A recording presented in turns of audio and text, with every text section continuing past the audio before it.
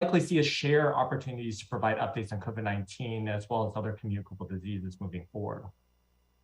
Now, my work here at Public Health is to oversee the operations of the communicable disease and immunizations teams, and our work in turn helps inform the strategic guidance for a number of different infections in the community, including COVID-19. Now, in today's briefing, I'd like to cover a few topics on COVID-19 that I know many of you have been thinking about, including where we're currently at in the COVID-19 pandemic, with some epi updates, COVID-19 vaccinations, and the ongoing important role that they play in our response, impacts we anticipate as a result of the expiration of the federal COVID-19 emergency declaration, as well as general considerations, including lessons learned on how we can continue to keep ourselves and our loved ones safe as our community adapts to living with the virus. So first off, I think it's actually really important to acknowledge that it's really been an undulating journey as we work together to get to this point in the COVID-19 pandemic. And through it all, we've mapped out a path that was aimed at keeping our community safe, using the vast amounts of knowledge that we learned about COVID-19 along the way to educate, provide guidance, and address disparities that would help reduce the severity of disease, particularly among those at greatest risk. And thank you to the community leaders, media partners, healthcare systems, individuals, and many more who provided ongoing help in broadening the reach of our public health messaging. Now, I want to take a quick step back to late 2022, and as you recall, in December, we raised the concern about multiple respiratory viral infections that were causing a tremendous amount of illness in our communities. This included RSV, influenza, and COVID-19. At the time, our healthcare systems had been working really hard around the clock to ensure that they were able to provide the help and care that was needed for all the patients that were showing up in clinics and hospitals due to these infections. And it was critical at the time that we took steps as a community to lessen the stress on our healthcare systems. Now, the combination of steps to mitigate infection through vaccination, wearing masks, isolating when ill, and improving ventilation over the holidays played a critical role in where we are now with COVID-19 and other respiratory viruses. Now, I can say that since the beginning of January, we have seen a decrease in the reports of RSV and influenza cases, which has certainly helped with the stress on our healthcare systems. Now, for COVID-19, as you're all well aware, we track different metrics that are reported to us, including COVID-19 cases, hospitalizations, and death. As we already know, COVID-19 cases may be increasingly undercounted due to the increasing use of at-home antigen tests that often don't get reported to public health. And additionally, some people simply no longer choose to get tested, even if they are symptomatic. Now, I find myself increasingly turning to COVID-19 hospitalizations and death data for disease burden because people with severe disease are likely to seek out medical care where they're also likely to get tested. Now, understanding that hospitalization and death have sometimes delayed reporting relative to cases, so that's something we have to keep in mind. Now, as such, we look at the overall data metrics inclusive of COVID-19 hospitalizations and death because, of course, the latter two metrics also help us track cases of severe disease. Now, since the beginning of the year, we fortunately did not see the surges of severe disease that we were concerned about, likely because we have protection from community immunity and also the layered precautions people took and continue to take. So since the new year, locally, COVID-19 hospitalizations and death have been slowly dropping since December and are lower when compared to previous winter peaks. And as such, COVID-19 is much less of a stressor in our fragile healthcare system. We're also currently at a low for CDC's community level measure based on the number of reported COVID-19 cases, hospitalizations due to COVID-19, and the percentage of inpatient hospital beds occupied by patients with COVID-19.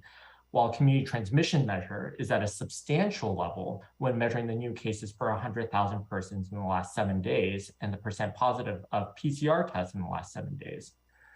Now, while we're in a much different place at this point in the COVID-19 pandemic, where most people are not experiencing severe disease still occurs even locally here in King County, as well as nationally. Now, for example, over the past week here in King County, someone was hospitalized for COVID-19 every 3 hours, and there were about 51 deaths from COVID-19 over the past 28 days. The CDC reports the national death count to be around 2,200 people a week, and that's still a substantial number. It's also important to acknowledge that congregate settings such as long-term care facilities and homeless shelter sites face outbreaks where people are vulnerable to severe disease. And then among the majority of hospitalizations and deaths due to COVID-19 locally, these are among our community members who are age 65 years and older. I think these facts collectively underscore that, particularly among those with risk factors for severe disease, including older age, people who are immunocompromised, or have a weakened immune system and other underlying medical conditions, the pandemic continues to pose a substantial threat to them. Now, when most people talk about COVID-19, they're frequently thinking about acute infection, the time period when the virus first infects an individual and causes illness. And when we refer to severe disease, we're mostly talking about this time period during the illness course. The reality is that our efforts to ensure that people take layered approaches to protect themselves, we're also talking about protection against a broader range of complications related to COVID-19.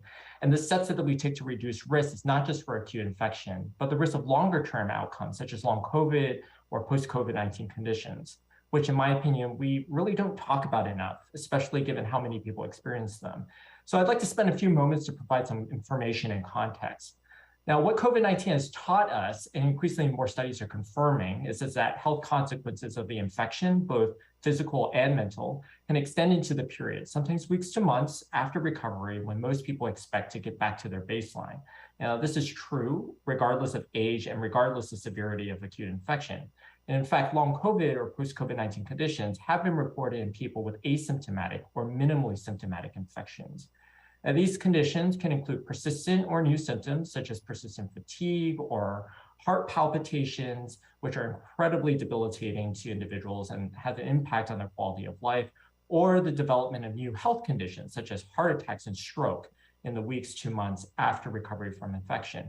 And in fact, the New York Times actually covered in a recent article the GI or gastrointestinal effects of that people experience after having acute infection. So it's an interesting read. I encourage you all to take a look at that. Earlier last year, the CDC published 2 MMWR reports on these conditions. They found that among adults aged 18 to 64 years, post-COVID-19 conditions could occur as frequently as 1 in 5 COVID-19 survivors and 1 in 4 among those aged 65 years and older. And since that time, a number of studies have shown that the risk of heart attacks, stroke, and blood clots in particular are elevated, possibly due to the inflammation and damage done to the blood vessel lining in our bodies as a result of infection or reinfection. Now, similar findings, unfortunately, have also been documented in children too. Now, those with previous COVID-19, rates of blood clots, myocarditis or inflammation of the heart muscle, kidney disease, and diabetes were higher than those children without prior COVID-19. And while risk appears to be present regardless of the severity of acute infection, the risk of post-COVID-19 conditions is greatest among those with more severe acute COVID-19, those with underlying conditions, and those without prior vaccination. In some studies, reinfections appears to increase the risk of post-COVID-19 conditions as well.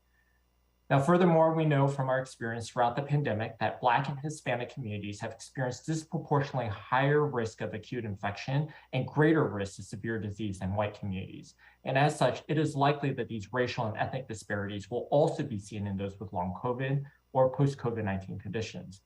Now, admittedly, there is still a lot for us to learn about the longer term effects of infection, including post-COVID-19 conditions and long COVID. In the meantime, the layered approaches we take to protect ourselves from acute infection are likely also to be beneficial in lowering our risk of long COVID or post-COVID-19 conditions.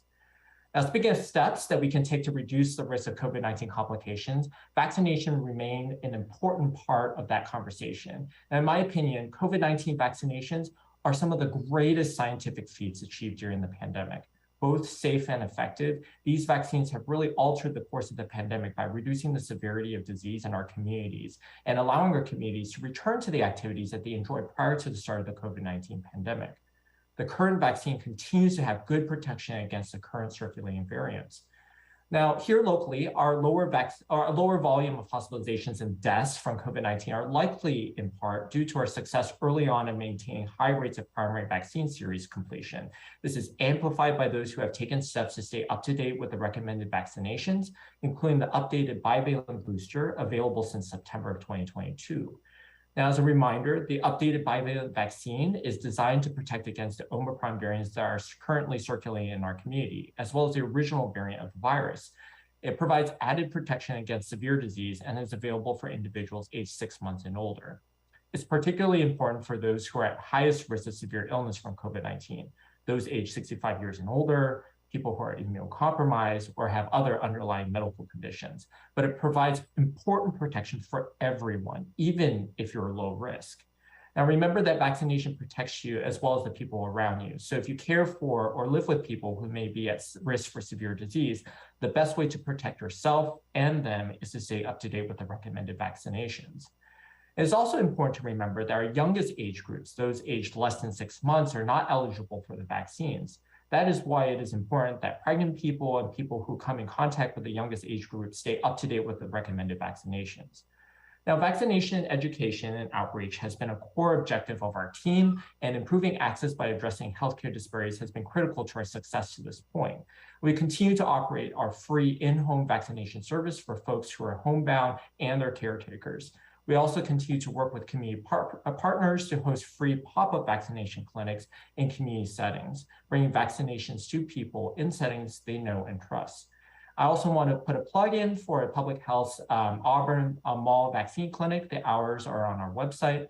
All this being said, we can continue to reduce the risk of severe disease in our communities by increasing the rates of people who are updated with the bivalent booster. Now, some statistics on that. So far, 68% of our King County residents aged 65 years and older have received their updated booster, but younger age groups have much lower rates of completion. We're also seeing some disparities by race and ethnicity. So even if you've received previous boosters prior to September 2022 or already had COVID-19, it is so important that you receive this updated booster. Now, for those who have already received the updated bivalent booster since September 2022, you are considered up to date right now. So also, if you're looking for more information about vaccination, boosters, including where you can get free vaccination, please check out our website. So along these lines, I'd like to address one area of a topic of a lot of question and concern, and particularly around the recent overlapping changes, including the federal government's announcement to not renew the COVID-19 emergency declaration. So I want to spend a few moments talking about this topic. Throughout most of the COVID-19 pandemic, we in public health have been able to provide a number of services, from free PCR test sites to vaccination, to strike teams to visit high-risk areas. And this was in large part due to the emergency funding provided by the federal government. Now, since that time, much of the funding from the federal government has not been renewed, and this has had a direct impact on our scope of activities. And in many areas, we've had to scale back on our services. And we continue to work, of course, to secure additional funding for key COVID-19 related services. But public health in general continues to be underfunded, and we're working hard to continue our commitments and efforts to protecting the community from COVID-19, as well as other communicable diseases. Now, the federal government continues to maintain a stock of purchased COVID-19 vaccinations, tests, and antivirals. This will remain free, even if you don't have insurance, for as long as the federal government supply lasts. We anticipate this may be likely through the end of the summer. After that, COVID-19 vaccines will shift to the private market or undergo a process commonly known as commercialization. This means that getting a COVID-19 vaccine will likely be similar to the process folks are familiar with when getting a flu shot or other routine vaccines. Children are the exception, fortunately, for whom COVID-19 vaccines will remain free of charge regardless of insurance. Recently, the federal government had made an announcement that they will allow the federal COVID-19 emergency declaration to expire in May of 2023, which is an administrative change and not a declaration that the COVID-19 pandemic is over. I want to make that extra clear. Now, among a number of changes, the sunsetting of the emergency declaration will most likely be felt in coverage of COVID-19 vaccinations, tests, and treatments. Now, as I mentioned previously, the federal government continues to maintain a stockpile of purchased COVID-19 countermeasures, which will ensure that most of these resources will remain free until supplies run out.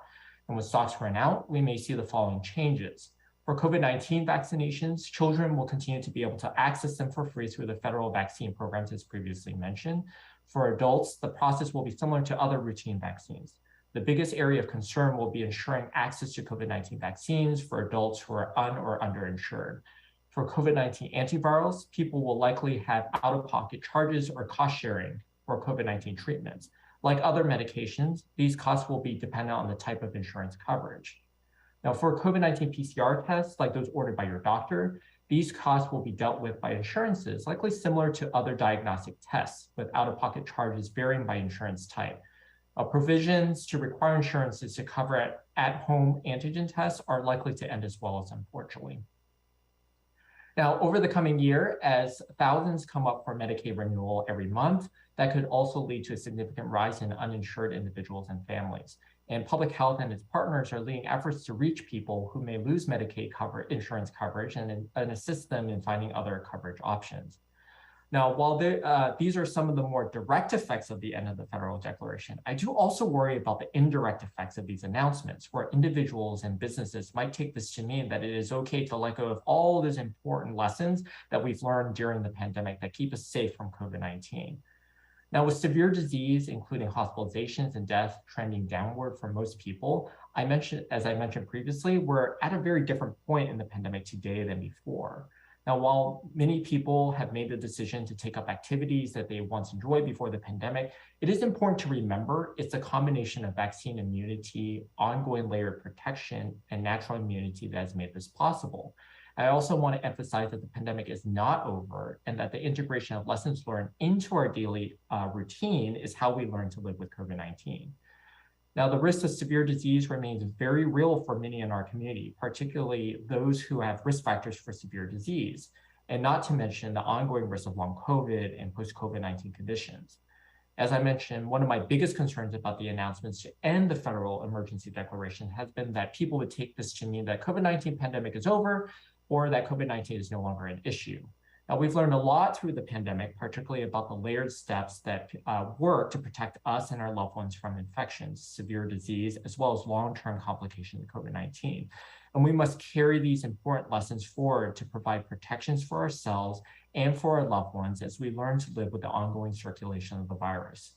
We continue to recommend staying up to date with the recommended COVID-19 vaccinations, including getting the updated bivalent booster. This will provide an important foundational protection against severe disease. Now, as you're considering your own risks and activities you're looking to engage in, here are the other important lessons to remember. Now, with regards to masking, wearing a high-quality, well-fitting mask like an N95 or KN95 in indoor public settings remains an effective tool to reduce your risk of catching and spreading COVID-19. Remember, this reduces your contact with respiratory droplets from other people. It also reduces other people's contact with your respiratory droplets. And well-fitting masks are critical since you want to ensure that no aerosolized tiny particles get in through those open spaces. I would particularly encourage masking in indoor public settings for folks who are at high risk. This includes people who are age 65 years and older, people of any age who have high-risk conditions, and of course, those of us who spend time with these folks. Now, last week, Washington Department of Health announced that they would be lifting masking requirements in healthcare and other settings on April 3rd. I want to make sure that people understand that it is important to note that masking in these settings are still required until that time. And even after this requirement is lifted, the Washington Department of Health continues to recommend masks for patients, providers, and visitors in healthcare settings. After April 3rd, healthcare systems may choose to still require masks in their workplaces. Based on the current status of COVID-19 and the effectiveness of masks at preventing spread of infection, we at Public Health Seattle-King County agree with this recommendation to continue masking in healthcare settings. Well, what about testing? Well, testing also remains an important part of this layered approach to COVID-19 prevention and mitigation of severe disease. Now, if you have COVID-19 symptoms, even if mild, or if you've been exposed to someone who has COVID, isolate yourself right away and test for COVID. Isolation is critical so you can minimize your transmission to other people, particularly those at high risk for severe disease. Testing is important so that you can quickly begin treatment if your healthcare provider recommends it, and so that you can notify others who may have been exposed so that they can also take the appropriate steps to keep themselves safe. Now, many PCR test sites have closed in recent months, and we anticipate that more will close this year as both funding and demand decreases. It is likely, however, that these tests will continue to be offered through your doctor's office. Now, while a little less sensitive, at-home rapid antigen tests are a great alternative to PCR tests. And if you're concerned that you might have COVID-19 because you were exposed or have COVID-19 symptoms, and your initial at-home test was negative, then we would recommend isolating yourself and conducting another at-home test 24 to 48 hours later through a process called serial testing, and again, 5 days or more after your symptoms began. Now, currently, free COVID-19 home tests or antigen tests are available each month from Washington State's SayYesCOVIDHometest.org. And we also continue to distribute free rapid tests to our community centers, libraries, direct service organizations that then distribute to their community. Now, if you prefer a PCR test, check with your healthcare provider or find a list of free and sliding scale PCR test sites on our webpage. Now, along with all these other layer of protections, it's also important to acknowledge the importance of ventilation and filtration. Now, as people go back to work in offices, enjoy activities in indoor spaces, and welcome people back into their homes, one critical area to focus on is improving indoor air quality through ventilation, filtration, and UV technology where appropriate. Now, the reason for this is that COVID-19 viral particles spread more readily between people indoors than outdoors. Especially with fewer people choosing to mask in these settings, it's more critical than ever that we focus on these changes moving forward. Now, the principle behind this is, of course, decreasing the viral particle concentrations that float around in the air. And I actually like how CDC describes this on their website, that even a light wind can rapidly reduce concentration of virus. Now, as the weather gets warmer and where it is safe, opening a window along with the use of fans can help reduce the concentration of viral particles in a room. And we talked about some of these things before, but other options include, of course, the Rosenthal box, which is a do-it-yourself air purifier that you can use at home that's low cost. You can find more information on our websites and our links. And operating under these the same objective of reducing concentration of viral particles, businesses, offices, and other public indoor spaces can also take steps to improve air quality through introduction of outdoor air, adjusting HVAC systems, improving air filtration, ensuring exhaust fans like those in the restrooms are functional, use of portable HEPA fan and filtration systems, and the use of ultraviolet germicidal irradiation or UV technology to supplement these other steps. Now, these combined efforts can in turn reduce the risk of viral particles getting inhaled and causing infection. Now, I want to point out that there are several other resources about this from CDC and as well as through our previous Public Health Insider blog. And as for prepared remarks, thank you for joining me through that and for your ongoing efforts to remind our community of the important lessons learned during the pandemic. I'll turn it over for questions now. Thank you so much, Dr. Chow, and for the extensive and really up-to-date information. And we'll be able to post your comments as well on our blog at publichealthinsider.com in the upcoming couple days, so folks can go back and review some of the really important content that Dr. Chow was able to share today. So thank you. We'll move ahead with asking some questions from media. And we'll get going here with Joseph Sullivan. And just as a reminder for media, if you can let us know your outlet, that always helps us. So Joseph, you can go ahead. Hi, Joe O'Sullivan from Crosscut here. Dr. Chow, as we sort of step in here on kind of the third anniversary of the beginning of COVID, and given what happened all through it, the polarization and sort of the fatigue of dealing with the virus, and now the last of the restrictions more or less being lifted. What's your sense of what things will look like with the pandemic going forward? And are you optimistic that we're going to learn some of these lessons for the long term and farther down the road? Yeah, excellent. Well, first off, thank you for that really important question. And I think that that question is packed with a lot of important points that is worth highlighting again. I think that having been in public health from the very beginning, from that moment where we first realized that COVID-19 was here in our communities, here in the US, and to where we are now, we've learned a lot of, again, important lessons about the way the viruses behave, how it can sometimes throw us curveballs, but at the same time, we've been equipped with a lot more knowledge and a lot more tools than we've ever been at other previous times during the pandemic.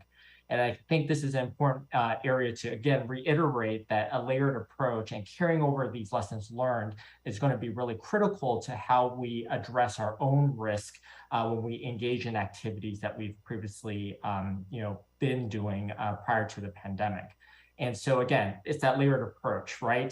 So now with all this knowledge about how to protect ourselves, we know that vaccination is going to remain a core piece of that protection. So staying up to date with what is recommended, including this updated bivalent booster, is going to be really critical, as well as masking. Honestly, before the pandemic, masking wasn't really much on my mind, but certainly after the pandemic, this is something that myself, my young family, we're going to be incorporating in all the activities that we do. So yes, I think I am hopeful that the community will take these principles learned carrying forward, but it's also important that we demonstrate this and reiterate it for the community to remind them that even though the general mentality has moved towards this endemic state, COVID-19 is still very much in our lives, in our communities, and we need to continue to take these precautions to reduce the risk as much as we can.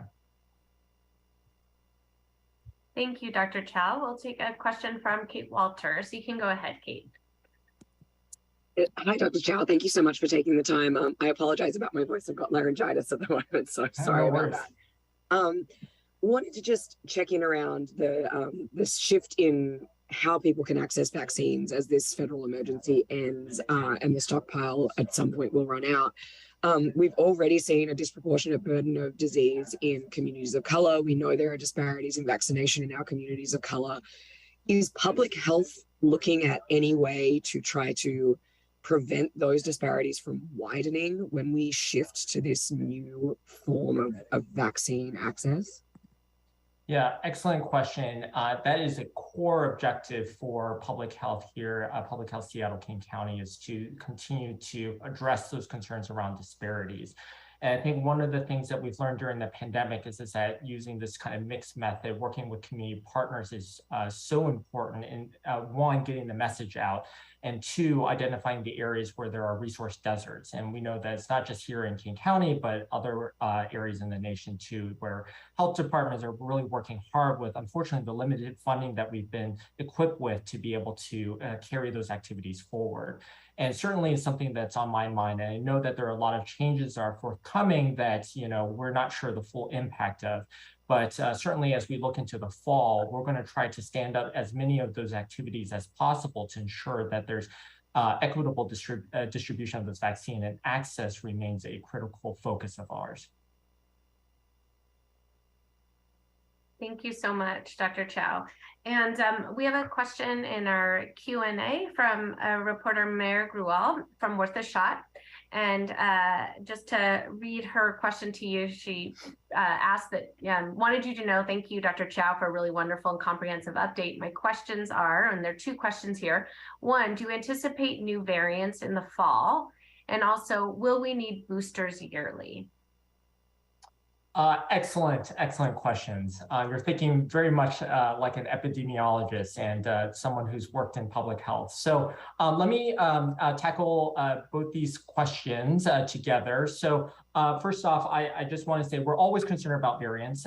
Again, why are we concerned about variants? Because at previous times during the pandemic, it was variants that were responsible for the surges that we saw in the previous peaks. And so it's important that we track what those are, what's currently circulating. So, recently there was a lot of attention on XBB.1.5, which had gained a lot of national attention because of certain mutations that it had and the possibility of increased severity of disease.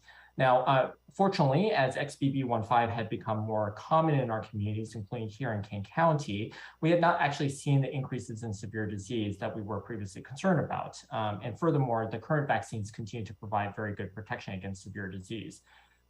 And so, we know that genomic sequencing, or essentially viral fingerprinting, is an important public health tool for us to be able to keep track of the constant changing milieu of viruses out there.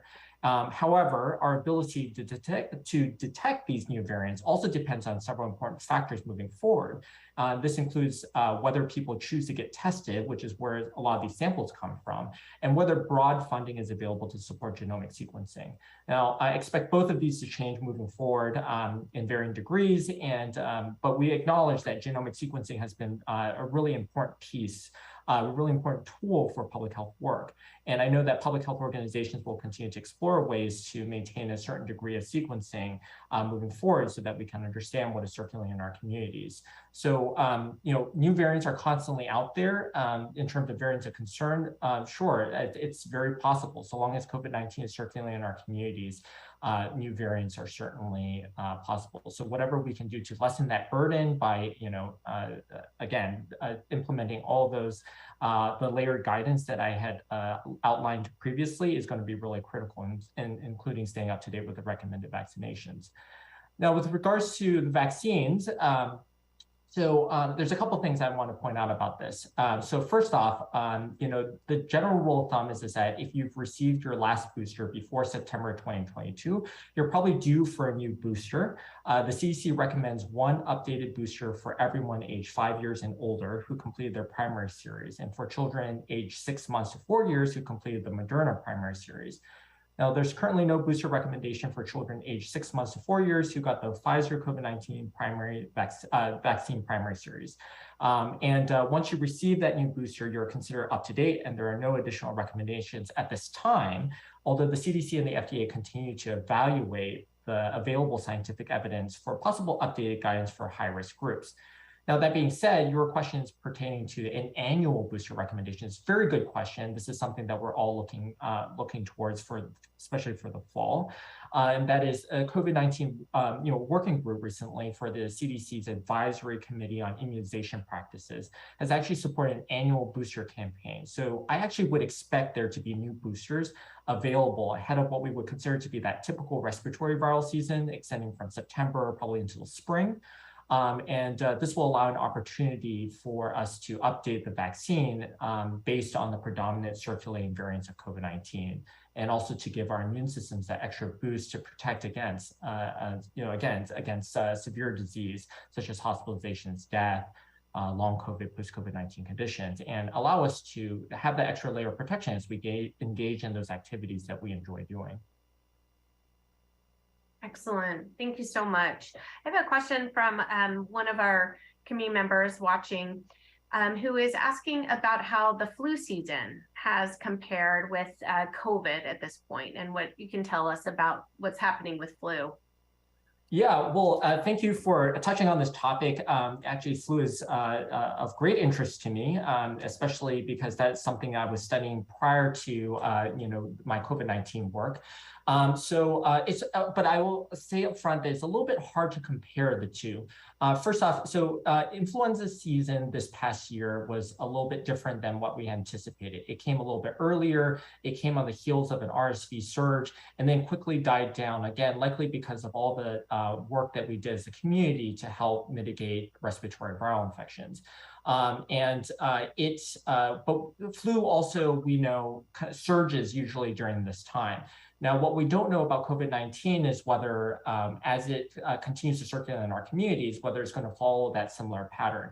Now, flu and COVID-19, are different viruses, so we expect them to behave differently, even though they produce similar symptoms.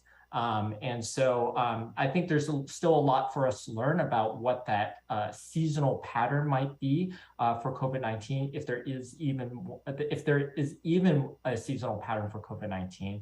Right now, we're still seeing ups and downs, fluctuations over time. So I don't think it's hit its baseline yet.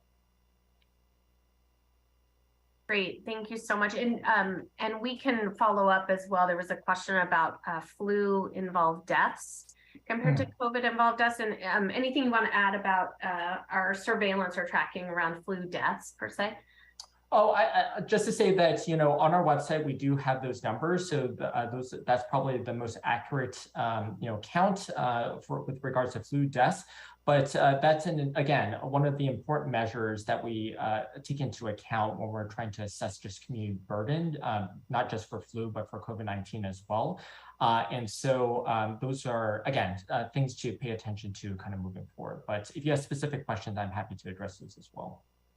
Great, thank you. And we'll put some of the data on flu stats up on the website or in the chat as well. Yep. Great. We have a follow-up question from Kate Walters. You can go ahead. Oh, great. Thank you so much. Thank you for indulging me for a second question. Sure. You've highlighted the fact that COVID remains present despite sort of the phase that we're in, and the need to continue those precautions that we've learned over the past few years. Can you talk a little bit about what's at stake if folks don't do that, if people decide, we're just going to go back to living like it's 2019, as opposed to continuing these lessons learned over the past couple of years? What might that look like for us if that's the way that the community responds? Yeah, great. Excellent question. So just to rephrase that. So basically, let's say we forget that COVID even existed and COVID continues to circulate and everyone throws caution into the wind. Well, I'd be very concerned about a number of different things. Is that, COVID circulation is going to increase, severity of disease is going to increase because people are no longer going to choose to get vaccinated, and that combination is probably going to allow for the virus to have a larger kind of genetic milieu to mutate and transmit more efficiently. And so those combination of factors, I think, is important for all of us to keep in mind that these lessons learned that we took from the pandemic is going to be really critical for us to kind of carry forward. Once upon a time, we learned, during the pandemic, we actually learned that masking is really, really critical to reducing infections related to COVID-19, actually other respiratory viruses as well. And that's something, again, that I'm planning on carrying over into my daily activities. Just as much as once upon a time, people learned that hand hygiene or seatbelts were going to be important in reducing their risk of other adverse outcomes in various scenarios. So that same principle about masking, I'm going to be carrying forward into my activities so that I can reduce my risk of severe disease for myself as well as my family. Thank you, Dr. Chow. And we have a question about masks. There was a review known as the Cochrane Review that came out that had some information about masks and effectiveness of masks. And many in the public health community had concerns about that review and some of the conclusions that were drawn by others out in the community, and wanted to know if you could make tell us what your thoughts are about that review. And just clarify for folks what you know. Oh, sure. Yeah, thanks for that opportunity. Excellent question. I know there's a lot of confusion generated by this, so it's a good opportunity to provide our thoughts. So what this question refers to is there's a review of older studies on mask use and hand washing to prevent infection from respiratory viruses, including influenza.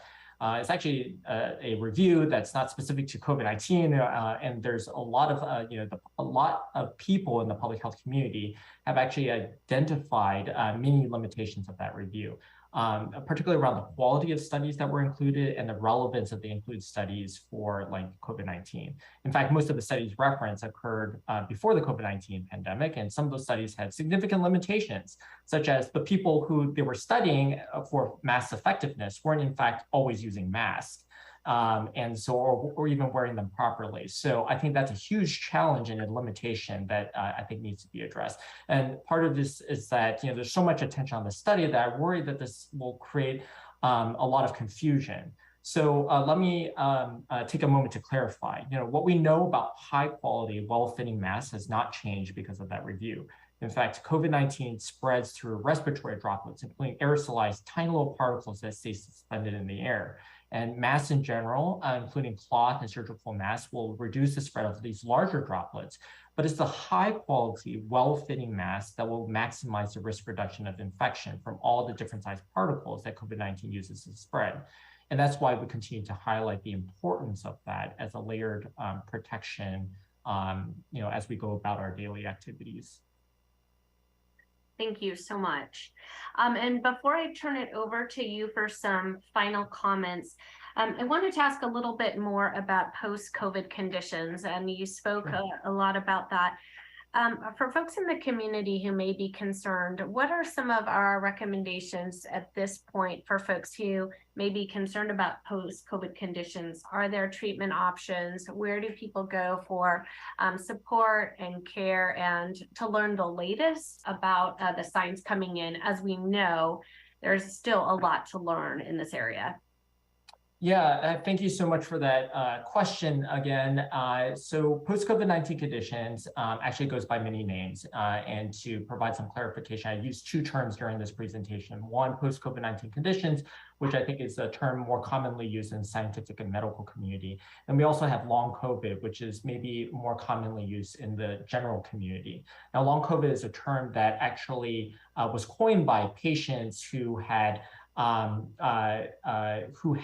these persisting symptoms after they have recovered early on during the pandemic, before the medical community fully understood what was happening to them.